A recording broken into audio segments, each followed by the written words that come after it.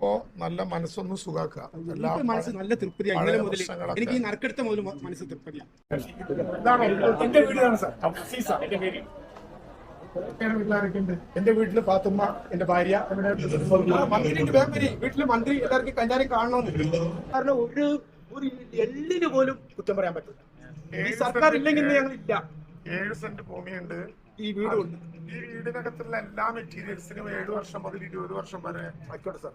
മെയിൻ്റനൻസിന്റെ കാലാവധി ഉണ്ട്. Effect liability എന്ന് പറയും, DLC ഉണ്ട്.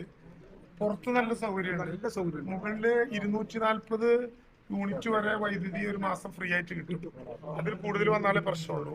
ഇതിൽ നോക്കിയേ, പട്ടയം മാത്രമല്ല എല്ലാ ഡോക്യുമെന്റേഷൻ ഇന്നലെ കളക്ടർ കാണിച്ചിരുന്നു. അതെ, ഇനി എന്തെങ്കിലും കാര്യമുണ്ടെങ്കിൽ നമ്മൾ കളക്ടറേറ്റിൽ ഒരു കൗണ്ടർ വർക്ക് ചെയ്യും.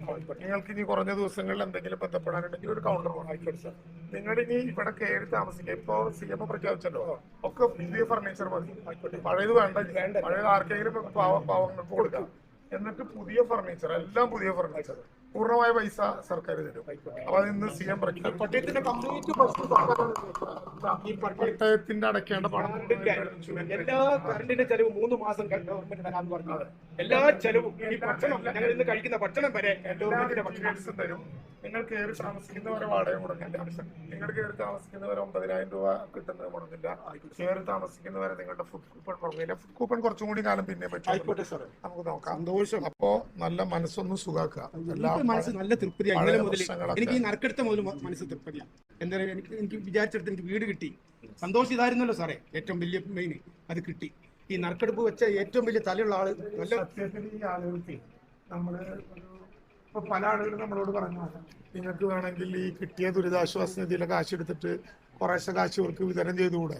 ഇവിടെ എവിടെ പോയിട്ട് ഒരു സ്ഥലം മേടിക്കുക? എല്ലാ സ്ഥലവും പ്ലാന്റേഷൻ മുറിച്ചു വിട്ടിട്ടുള്ള സ്ഥലങ്ങളാണ്. അതെടുത്താൽ ഇവർക്ക് ഔപചാരികമായിട്ടുള്ള ഒരു രേഖ കിട്ടില്ല. പ്ലാന്റേഷൻ മുറിച്ചു മേടിച്ച സ്ഥലം മേടിക്കാൻ പറ്റില്ല. മാത്രമല്ല, ഒരു പാവപ്പെട്ടവന് ഇനി 50 ലക്ഷം രൂപ കിട്ടിയാൽ പോലും ഒരു വീട് മേടിച്ച്, അല്ല ഒരു ഭൂമി മേടിച്ച് അവിടെ വീട് വെച്ചാൽ ഒരുമിച്ച് താമസിക്കാൻ പറ്റുമോ?